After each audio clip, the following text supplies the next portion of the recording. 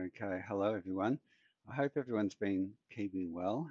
I know I haven't created any content for quite some time. I hope that wherever you are in the world that you're staying safe.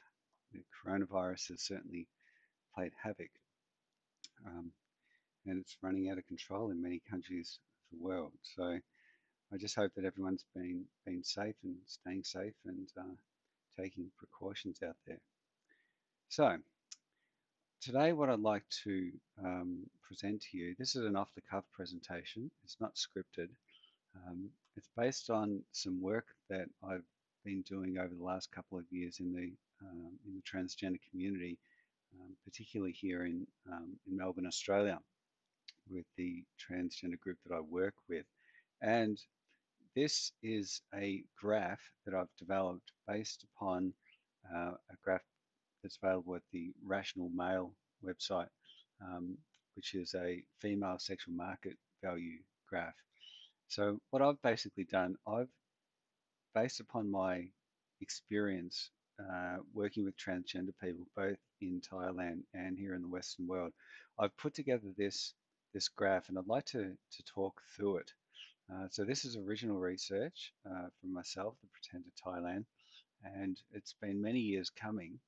Um, I wanted to be able to give back to the community, give back to uh, both the trans women as well as the men who are watching this presentation.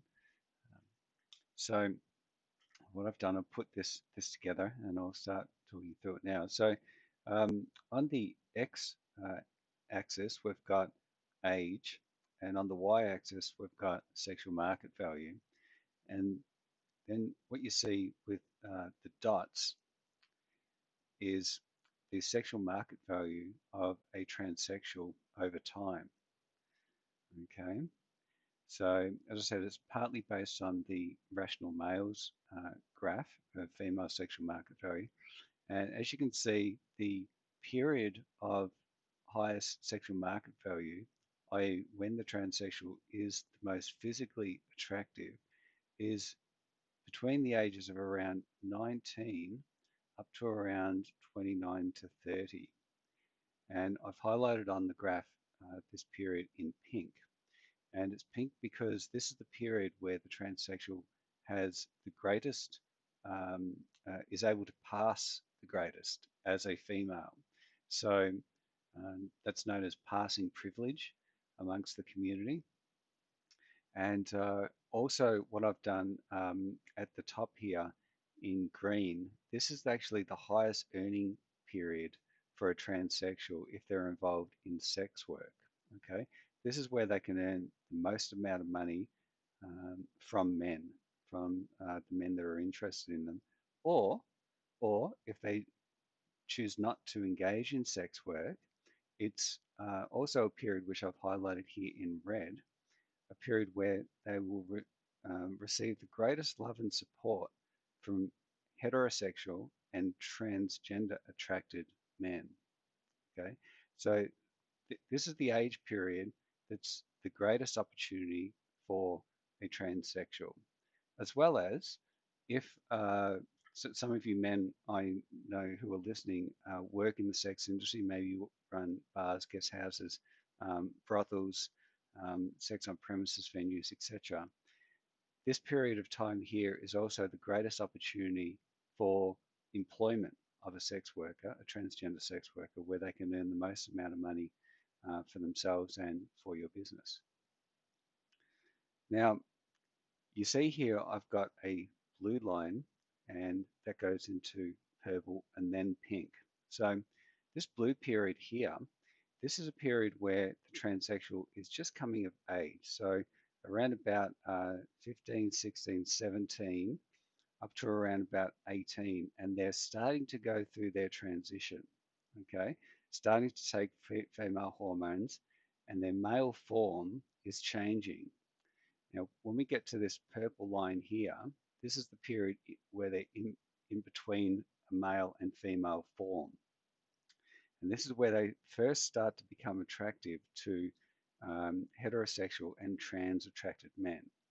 And then they pass a period of time, which is around about the age of 18, maybe 19, um, when the hormones have kicked in and they're able to present a fully female form. And as I said, that's the period where they gain the greatest love and support from heterosexual and transgender attracted men. Now, at the age of around about 30, I have this concept here, the unpassing valley, and it's in red. So from the age of 30 through to the rest of their lives, the transsexual enters a period of time where it becomes more and more difficult to present as a female and to pass as a female. So this period of time, the beginning stages of which I've highlighted here in light purple, starts at around about age 30 and goes to around about the age of 35, 36. Um, the age period here is a guide. So um, I'll give you a quote. All models are wrong, but some models are useful. So I want you to keep that in mind as I'm talking through the numbers here. So you can see the sexual market value of a transsexual at around about the age of 30 is about a 6, and it declines rapidly down to around about a 2 by the age of about 35. This can be this time period can be increased. So I know some transsexuals who are working in the sex industry, Thai transsexuals, Thai and Filipino transsexuals are able to maintain their female form for a little bit longer than Western transsexuals and to pass for a longer period of time. So the numbers here are not gospel, but they're just a guide. But you see over time what happens as the transsexual passes into the unpassing valley. Um, we go into purple here, which is from the age of 35 up to around about 40, where they're not really passable, but they're getting to a stage where they're about to become unpassable. So from the age of around 40 for the rest of the transsexual's life. And you see how their sexual market value has declined down to 1 and then 0.5 and then no sexual market value after the age of 50 and on. Now, at the bottom here of the graph, we've got this period where, as I said, between the ages of around 19 to 30 is the greatest opportunity for love and support from heterosexual and transgender attracted men, or the highest earning period in sex work. But you see here how over time we've gone from great love and support, highlighted in the bright red, to to less love and support to the point where the transsexual runs into problems from heterosexual and trans attracted men in terms of the love and support that they receive as heterosexual and trans attracted men are attracted to the female form. Now you can see here when they first start off in life, there's an invisible period for the transsexual where there's no attraction or support from heterosexual or trans attracted men. And that's because the transsexual is displaying their male form. And heterosexual or trans attracted men are generally not attracted to men. Over time, we get so there's the invisible period at the early age of the transsexual before they present their female form, and then after the age of 40, when they start having passing trouble, um, they also start having problems with love and support from heterosexual and trans attracted men. So if you have a look further down here, I've got a period where there's love and support from gay and bisexual men. I would add gay boys. So the initial attraction at a young age before the transsexual has transitioned, they're primarily getting incoming interest from um, gay and bisexual men. Just zoom this in a little bit so you can see it. Then over time, as they've transitioned into female form, they go through an invisible period where there's no attraction or support or incoming interest from gay and bisexual men. And then, as the transsexual loses their female form and perhaps considers detransitioning and going back to male form, when it becomes more and more difficult to maintain that female form, there's a period where they become revisible to gay and bisexual men. And you can see here I put that as the color. It's like a light orange color. So the unpassing valley is a serious issue that the transsexual has to deal with because just like with females, there's a brief period of life where they're at the height of their beauty power, where they're able to extract the most resources from men or have the greatest opportunity for a long-term relationship. Um, so this this graph, if you think about it, as a transsexual goes through their life stages, the incoming interest that they have changes. So the initial incoming interest is from gay boys, gay men, changes to heterosexual and trans attracted men, changes to gay and bisexual men if they transition back into male form. If they don't transition back into male form and they're unable to pass as female and they're sort of in between, uh, many trans attracted and heterosexual men will find the transsexual physically unattractive. So the transsexual then has to go through a period of adjustment where they adjust back to the reality of what the marketplace um, is saying. So if you think about the incoming interest that a transsexual receives, that's the marketplace determining that transsexual's value in terms of how attractive they are and what and from what members of the marketplace. Now, transgender suicide is a serious issue. It's a very serious issue, and there's a saying that, well, how come in Thailand you never see any ladyboys over the age of 30?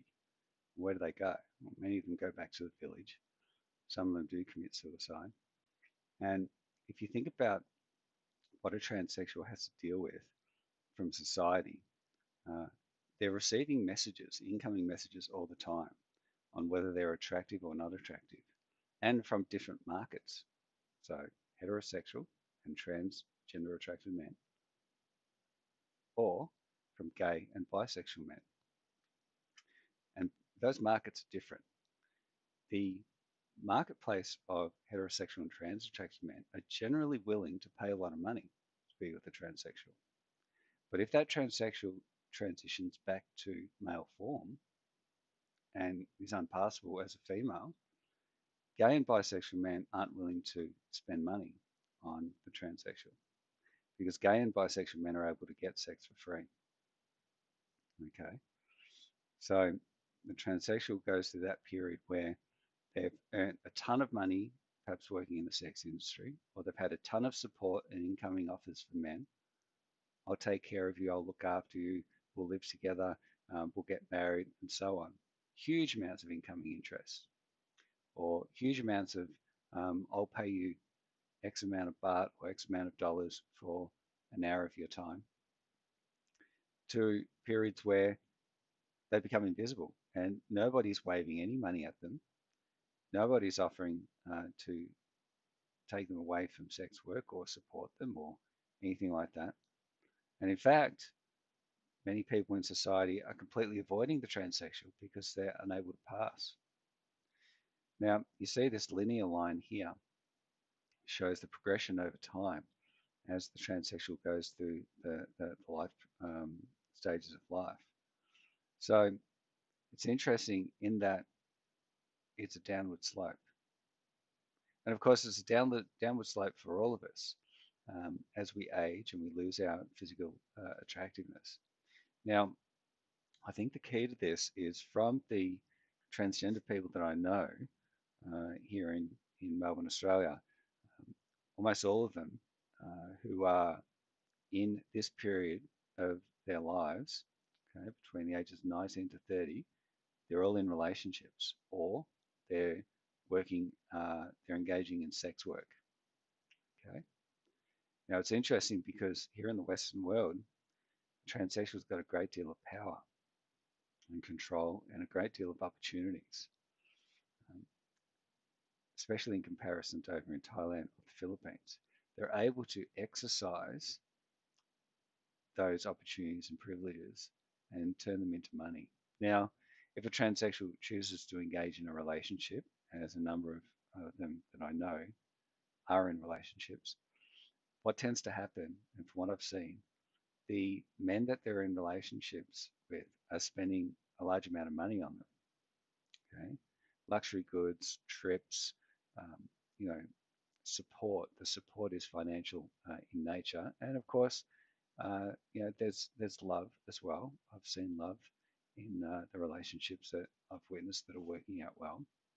But I think the key thing is with the key thing to take away from all this, one of the key things is that a transsexual, if they get into a relationship here during their most attractive and highest earning potential years, they get into a relationship, they give up the opportunity to earn a large amount of money in sex work. So the boyfriend has to compensate in some ways for the lost opportunity or the opportunity cost in lost income that the transsexual could have earned by engaging in sex work. Um, Now, over time, if that transsexual is in a relationship with a heterosexual or a transgender attracted man, over time, as the transsexual loses their female form, that man is going to become less and less physically attracted to the transsexual. Now, so long as they've bonded on the level of the heart, that may not be a problem because long term love is important. But we see a lot of relationships tend to break up.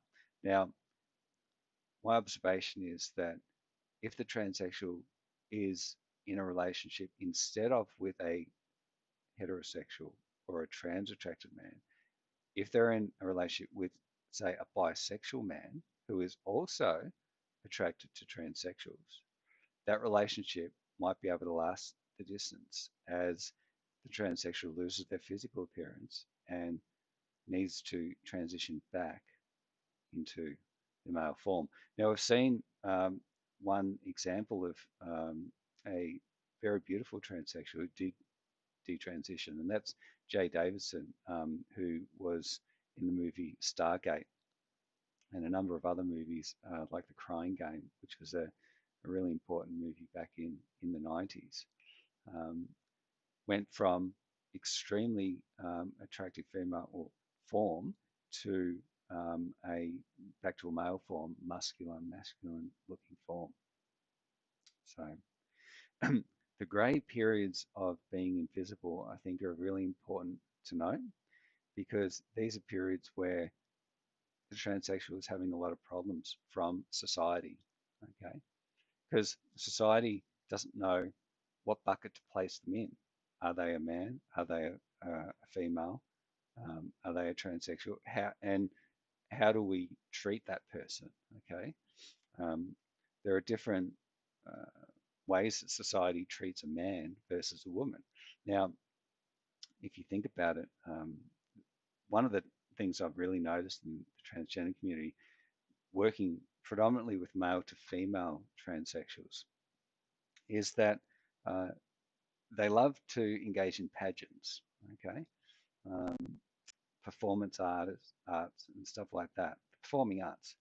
Now, pageants celebrate the transsexual's female form and her femininity.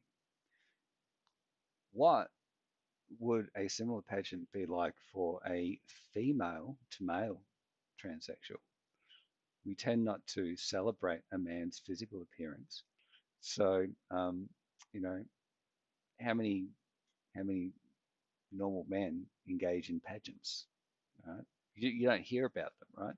So maybe the equivalent of a male to female um, uh, transgender beauty pageant is a female to male success pageant, in as much as we, instead of videoing the beauty pageant, we follow the female to male transsexual around as they engage in male oriented work, um, working as gardeners, working as garbage men, working as cooks, working as engineers in IT, engaging in predominantly male oriented industries. We're not celebrating that transsexuals' beauty. We're celebrating their ability to work and work hard and be a man, right? So,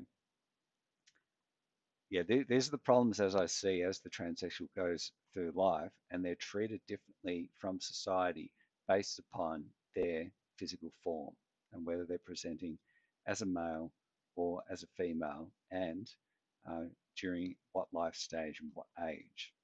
As I said, all models are wrong. Some models are useful.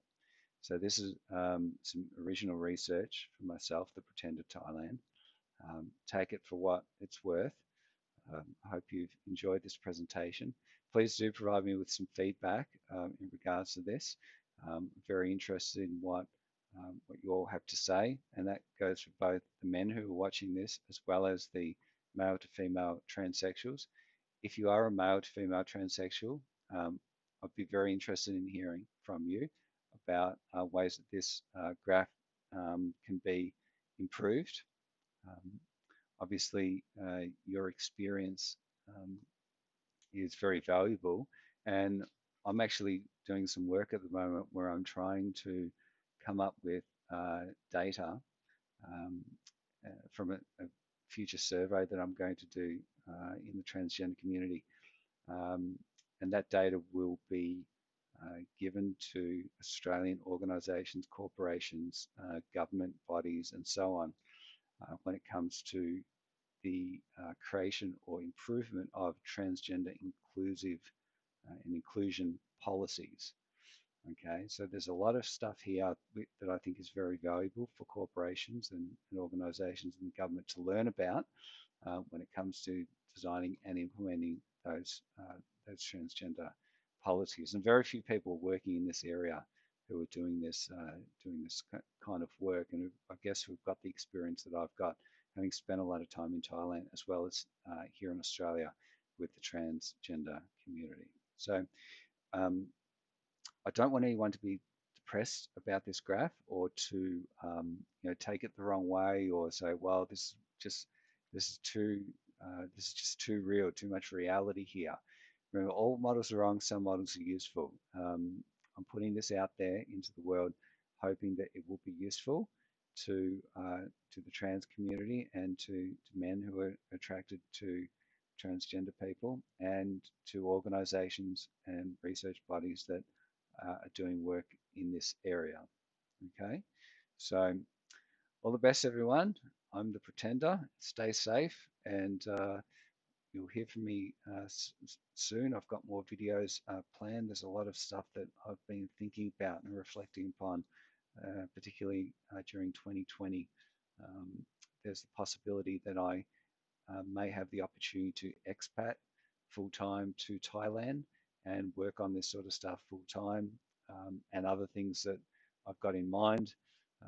And I should know within the next, literally within the next couple of weeks, I'll be able to, if that opportunity comes through, I will be able to take off and live in Thailand full time um, on a secure pension and off the substantial amount of Bitcoin that I accumulated um, over the last 4.5 years.